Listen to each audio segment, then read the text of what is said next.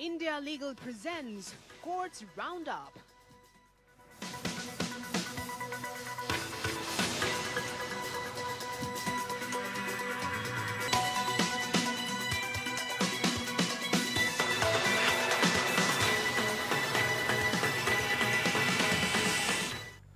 नमस्कार, मैं हूं आपके साथ कुमार कुणाल धीरज। कोर्ट्स राउंड अप में आपका स्वागत है। इस बुलेटिन में अगले आधे घंटे हम आपको कोर्ट से जुड़े तमाम छोटी बड़ी खबरों से रूबरू करवाएंगे। कोर्ट की कार्यवाही और सुप्रीम कोर्ट से लेकर हाई कोर्ट और लोअर कोर्ट्स तक के फैसलों को आपके सामने रखेंगे। तो आइए शुरू करते हैं आज का courts round up. India Legal presents Courts Roundup.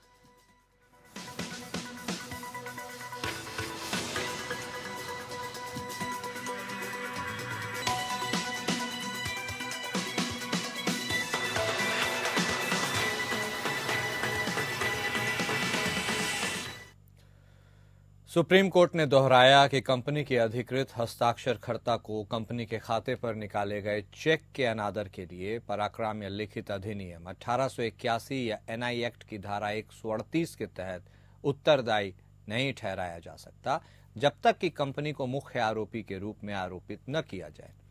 Justice जेबी पारदीवाला और जस्टिस आर महादेवन की खंडपीठ ने चेक के अनादर के लिए दोषी ठहराए गए व्यक्ति को इस आधार पर बरी कर दिया कि चेक कंपनी की ओर से जारी किया गया, जिसे आरोपी के रूप में आरोपित नहीं किया गया। न्यायालय ने इस तर्क को खारिज कर दिया कि कंपनी को पक्षकार बनाने का कोई कारण नहीं था, क्योंकि चेक आरोपी के व्यक्तिगत ऋण के निर्वहन में निकाला गया था, जिसने कंपनी के निदेशक के रूप में चेक पर हस्ताक्षर किए। मोनी ने शिकायत दर्ज की और मन्ना को दोषी ठहराया गया। 1 वर्ष की जेल की सजा सुनाई गई और 10 लाख रुपए का मुआवजा देने का आदेश दिया गया। सेशन कोर्ट ने दोष सिद्धि को बरकरार रखा, लेकिन कलकत्ता हाई कोर्ट ने इसे उलट दिया और फैसला सुनाया कि चेक अस्पताल की ओर से जारी किया गया और मन्ना को एनआई एक्ट की धारा 141 के तहत उत्तरदायी नहीं ठहराया जा सकता, जब तक कि कंपनी को भी आरोपी के रूप में आरोपित नहीं किया जाता। सुप्रीम कोर्ट का फैसला। सुप्रीम कोर्ट के समक्ष शिकायतकर्ता ने तर्क दिया कि ऋण व्यक्तिगत था और कंपनी से संबंधित नहीं था। इस बात पर प्रकाश डालते हुए कि अभियुक्त ने मुकदमे के दौरान कभी यह दावा नहीं किया कि ऋण कंपनी के लाभ के लिए था। हालांकि अभियुक्त ने कहा कि चेक शीलावती अस्पताल प्राइवेट लिमिटेड के निदेशक के रूप में उनकी क्षमता में जारी किया गया। लिमिटेड और कंपनी को अभियुक्त के रूप में अभियोजित किए बिना उस पर मुकदमा नहीं चलाया जा सकता। न्यायालय को धारा 138 के तहत देयता के लिए कोई आधार नहीं मिला। इसने स्वीकार किया कि शिकायतकर्ता को चेक के अनादर के कारण नुकसान उठाना पड़ा होगा और सिविल कार्रवाई के लिए सीमाओं का कानून समाप्त हो गया। शिकायतकर्ता धारा 138 के तहत नया मामला शुरू नहीं कर सकता था, लेकिन आरोपी द्वारा धोखाधड़ी या ठगी करने की संभावना बनी हुई थी। कोर्ट ने शिकायतकर्ता को धोखाधड़ी के आरोप में संभावित एफआईआर के लिए पुलिस से संपर्क करने की अनुमति दी और अपील खारिज कर दी गई।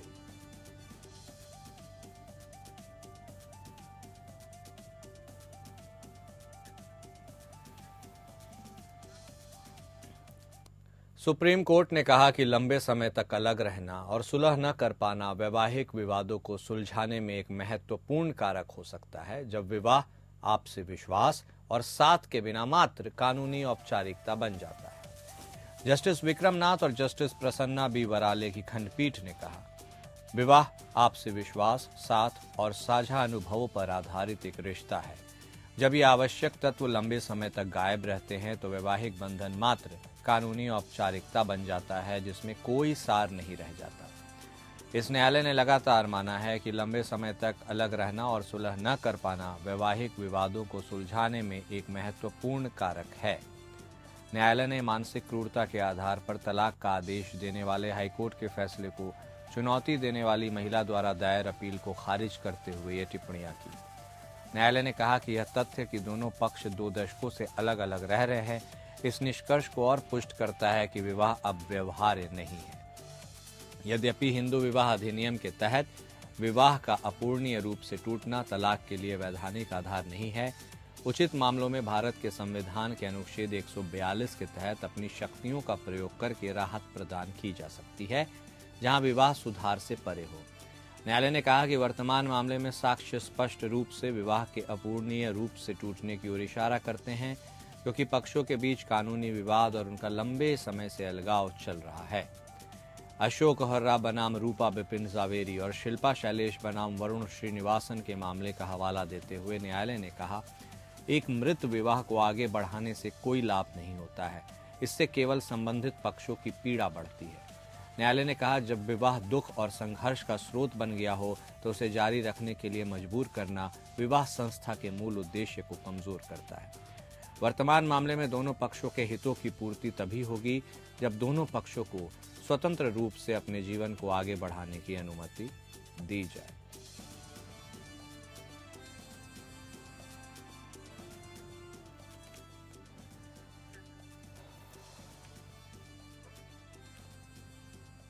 सुप्रीम कोर्ट ने कहा कि कोई कर्मचारी केवल इसलिए सेवा से अनुपस्थित नहीं रह सकता क्योंकि उसका स्वैच्छिक सेवानिवृत्ति सेवा या वीआरएस आवेदन लंबित है।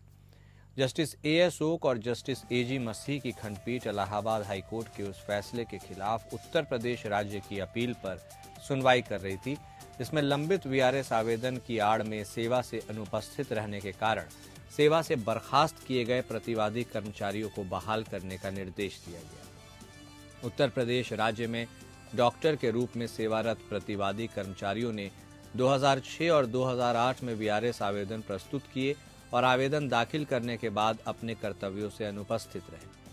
वर्ष 2010 में अपीलकर्ता ने संविधान के अनुच्छेद 311 उपधारा 2 के दूसरे प्रावधान के खंड बी और अनुशासनात्मक जांच की अव्यावहारिकता का हवाला देते हुए लंबे समय से अनुपस्थित रहने के कारण 400 से अधिक अन्य डॉक्टरों के साथ साथ उनकी नौकरी भी समाप्त कर दी थी। प्रतिवादियों ने बर्खास्तगी आदेशों को चुनौती देते हुए और अपने वीआरएस आवेदनों पर निर्णय लेने की मांग करते हुए रिट याचिकाएं दायर की। इलाहाबाद हाईकोर्ट ने बर्खास्तगी आदेशों को रद्द कर दिया और परिणामी लाभों के साथ बहाली का आदेश दिया। इसके बाद अपीलकर्ता ने सुप्रीम कोर्ट के समक्ष अपील की। राज्य की अपील स्वीकार करते हुए जस्टिस ओक द्वारा लिखित निर्णय ने बिना किसी औचित्य के वीआरएस आवेदनों को लंबित रखने के लिए अपीलकर्ता राज्य उत्तर प्रदेश की आलोचना की। हालांकि इसने नोट किया कि प्रतिवादियों की अनुपस्थिति अनुचित थी। अदालत ने कहा, यह सच है कि वीआरएस के लिए आवेदनों पर निर्णय न लेने में अपीलकर्ताओं के आचरण का बिल्कुल भी समर्थन नहीं किया जा सकता।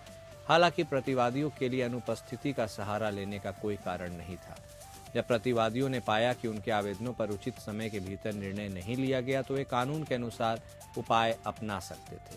प्रतिवादी की लंबे समय तक अनुपस्थिति को देखते हुए अदालत ने उनकी बहाली के लिए हाईकोर्ट के निर्देश को अमान्य पाया। दिल्ली हाईकोर्ट ने युवराज सिंह फाउंडेशन द्वारा दायर याचिका पर नोटिस जारी किया, जिसमें लागू कानूनों और योजना के अनुसार विदेशी अंशदान विनियमन अधिनियम या FCRA के तहत शीघ्र रजिस्ट्रेशन की मांग की गई। जस्टिस संजीव नरूला ने केंद्र सरकार से जवाब मांगा और मामले की सुनवाई 30 जनवरी 2025 को तय की। इस बीच फाउंडेशन ने FCRA सर्टिफिकेट दिए जाने तक विदेशी धन प्राप्त करने और उसका उपयोग करने की अनुमति मांगी है। यह फाउंडेशन समाज के हाशिए पर पड़े वर्गों से संबंधित 18 वर्ष से कम आयु के बाल कैंसर रोगियों के उपचार और शिक्षा के लिए मौद्रिक सहायता प्रदान करने, देश भर में स्तन कैंसर के बारे में जागरूकता फैलाने और स्तन कैंसर की मुफ्त जांच करने में शामिल है। फाउंडेशन का मामला यह है कि उसने पिछले साल 13 जनवरी को अपने FCRA रजिस्ट्रेशन के नवीनीकरण के लिए आवेदन दिया था। अधिकारियों ने आवेदन को खारिज कर दिया। फाउंडेशन ने दावा किया कि ऐसा 1 साल से अधिक की देरी के बाद किया गया, बिना सुनवाई के कोई अवसर दिए, बिना बोलने वाला आदेश पारित करके। फाउंडेशन ने कहा कि इस तरह की अस्वीकृति के कारण यह बच्चों और जरूरतमंदों के लिए प्रभावी रूप से योगदान करने में असमर्थ है, जिन्हें मेडिकल उपचार की तत्काल आवश्यकता है, और स्तन कैंसर की मुफ्त जांच जारी रखने में असमर्थ है।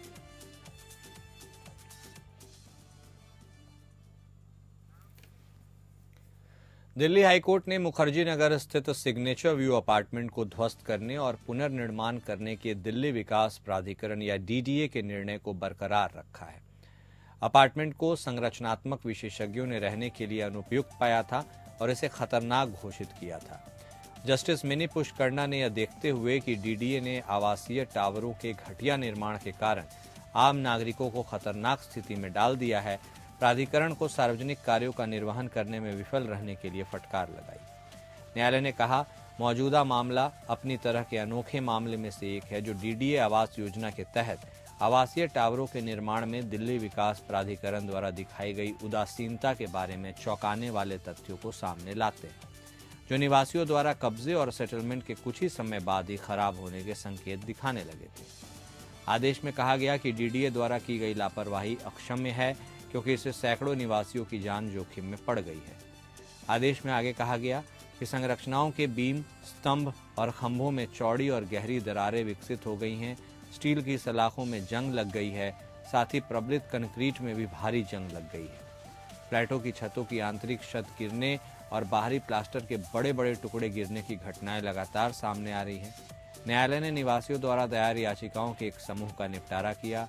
जस्टिस पुष्करना ने कहा कि याचिकाकर्ता फ्लैटों के आवंटी होने के नाते आनुपातिक भूमि के साथ साथ साझा क्षेत्र और सुविधा में अधिकार या हित के हकदार हैं। कोर्ट ने कहा, यह न्यायालय याचिकाकर्ताओं की गरिमापूर्ण जीवन और पर्याप्त खुली जगहों की जरूरतों से अनभिज्ञ नहीं हो सकता। यह ध्यान देने योग्य है कि याचिकाकर्ताओं ने पार्किंग क्षेत्र, सामुदायिक स्थान, साझा क्षेत्र, हरित क्षेत्र, प्राकृतिक वायु प्रवाह और सूर्य के प्रकाश और अन्य बुनियादी सुविधाओं के संबंध में हाउसिंग एस्टेट की मूल स्वीकृत लेआउट योजना को ध्यान में रखते हुए फ्लैट खरीदे थे। इसलिए साझा क्षेत्रों पर निवासियों के मूल्यवान अधिकारों का हनन नहीं किया जा सकता है। न्यायालय ने डीडीए को सिग्नेचर व्यू अपार्टमेंट के मालिकों को सुविधा राशि या किराया देना जारी रखने का भी निर्देश दिया, जब तक कि पुनर्निर्मित फ्लैटों का कब्जा उन्हें नहीं सौंप दिया जाता।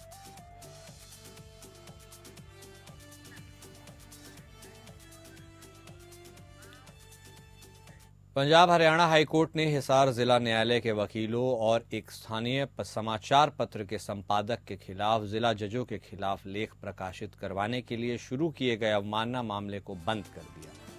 कथित अवमाननाकर्ता ने बचाव में न्यायालय की अवमानना की धारा 13 का सहारा लिया।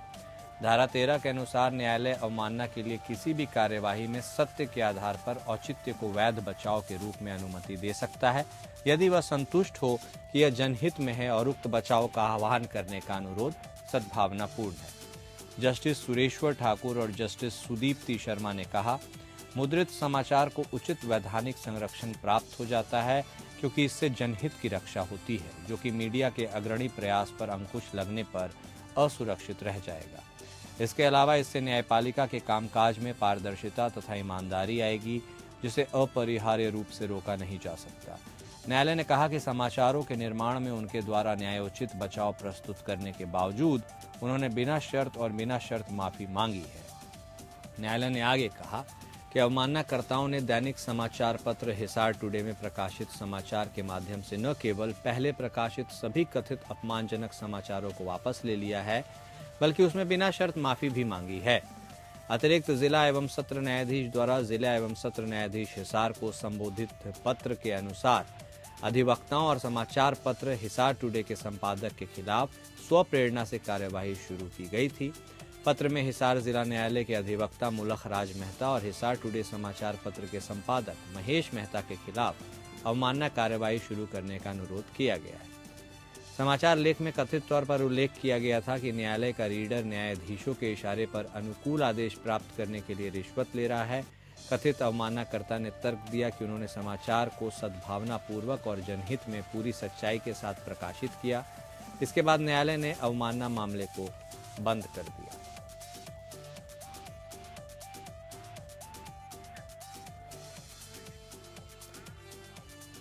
कर्नाटका हाईकोर्ट ने हाल ही में एकल न्यायाधीश के उस आदेश को खारिज कर दिया जिसमें यूनियन बैंक ऑफ इंडिया को एक व्यवसायी द्वारा लिए गए ऋण के लिए विनियोजित की गई सावधि जमा राशि को जारी करने का निर्देश दिया गया था, जिसमें ऐसी जमा राशियों पर सामान्य ग्रहणाधिकार की अपनी शक्ति का प्रयोग किया गया था। Justice SG. पंडित और जस्टिस रामचंद्र डी हड्डार की खंडपीठ ने बैंक द्वारा दायर अपील को स्वीकार कर लिया और 2 मई 2023 के आदेश को खारिज कर दिया। अदालत ने अनुबंध अधिनियम की धारा 171 का हवाला दिया और कहा कि अपीलकर्ताओं बैंक जैसे बैंकर विपरीत अनुबंध के अभाव में खाते के सामान्य शेष के लिए सुरक्षा के रूप में उन्हें दिए गए किसी भी माल को अपने पास रख लेते हैं। कोर्ट ने नोट किया कि याचिकाकर्ताओं के पिता ने मेसर्स शेष शयन एंटरप्राइजेज द्वारा उठाए गए सुरक्षा के रूप में अपनी सावधि जमा की पेशकश की थी और उनके निधन के बाद वर्ष 1990 में याचिकाकर्ताओं में से एक ने सावधि जमा को विनियोजित करके ऋण 20 को पूरा करने का वचन दिया। बैंक और याचिकाकर्ताओं के बीच संचार का हवाला देते हुए अदालत ने नोट किया कि याचिकाकर्ताओं ने जमा राशि वापस नहीं लेने का वचन दिया था जब तक कि उधारकर्ता की बैंक गारंटी आदि के लिए बैंक के प्रति देयता पूरी तरह से ब्याज के साथ समायोजित नहीं हो जाती। याचिकाकर्ताओं के इस तर्क को खारिज करते हुए बैंक को बीमा कंपनी से राशि वसूल करनी चाहिए थी। न्यायालय ने कहा कि बैंक ने बैंकों और वित्तीय संस्थानों को देय ऋण वसूली अधिनियम 1993 की धारा 19 की उपधारा 7 और 22 के तहत जारी डीआरटी से वसूली का प्रमाण पत्र प्राप्त किया है। कोर्ट ने कहा कि इसलिए अब याचिकाकर्ता यह तर्क नहीं दे सकते कि बैंक को मेसर्स शेष शयन एंटरप्राइजेज और अन्य गारंटरों के खिलाफ वसूली प्रमाण पत्र निष्पादित करना चाहिए था। फिर न्यायालय ने अपील को स्वीकार कर लिया।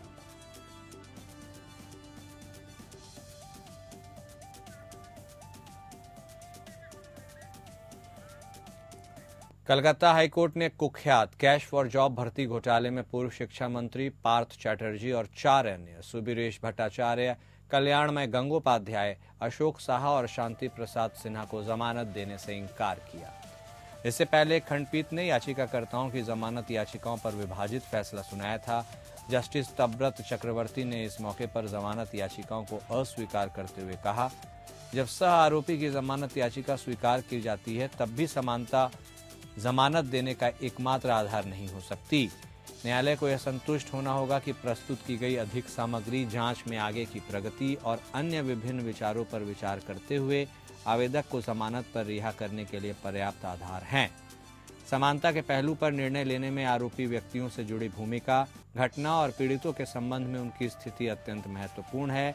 न्यायालय समानता के आधार पर आकलन के आधार पर आगे नहीं बढ़ सकता, जो कानून के तहत भी मान्य नहीं है। उन्होंने कहा, आर्थिक अपराध और भ्रष्टाचार से जुड़े अपराध एक अलग श्रेणी में आते हैं। उनकी गंभीरता को केवल कानून में निर्धारित सजा के परिप्रेक्ष्य में नहीं मापा जा सकता। इस प्रकृति का अपराध निश्चित रूप से उन अपराधों की श्रेणी में आएगा जो व्यक्तिगत या निजी गलत से कहीं आगे जाते हैं। न्यायालय मूक दर्शक बनकर नहीं रह सकता और आरोपी व्यक्तियों की चतुर चालों के आगे झुक नहीं सकता। इस प्रकार न्यायालय ने आवेदकों को जमानत देने से इनकार करते हुए जस्टिस अपूर्व सिन्हा के द्वारा दी गई अलग राय का समर्थन किया। इस अवसर पर जस्टिस रे ने कहा था, रिकॉर्ड से पता चलता है कि वर्तमान आवेदक मास्टरमाइंड थे और उन्होंने पूरे घोटाले की साजिश रची। उन्हें प्रसन्न कुमार रॉय, जीवन कृष्ण साहा जैसे आरोपियों के बराबर नहीं माना जा सकता, जिन्होंने वास्तव में दलाल या संग्रह एजेंट के रूप में काम किया। ऐसे में संबंधित जमानत आवेदनों को खारिज किया जाता है।